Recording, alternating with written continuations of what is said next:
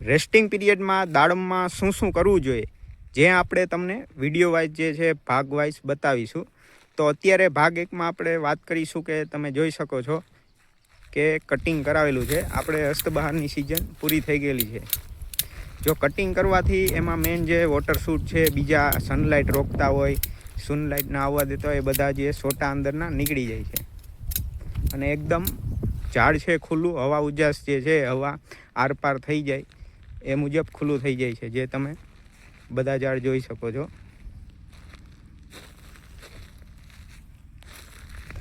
આનાથી main benefit છે કે આ જે નવી ફૂટું નીકળતી હોય, નવી પેન્સિલ જે યોગ્ય સારી સેટ થાય, જેમાં નવું ફ્લાવરિંગ આવનારી સિઝનમાં આવી શકે.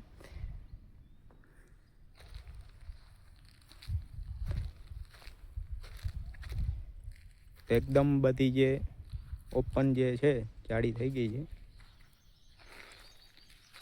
આ સિવાય સિઝનમાં જે છે ખુલ્લી જાડી હોય તો રોગ જીવાત છે ઓછા આવે, ફ્લાવરિંગ સારું આવે, એ ફાયદા થતા હોય.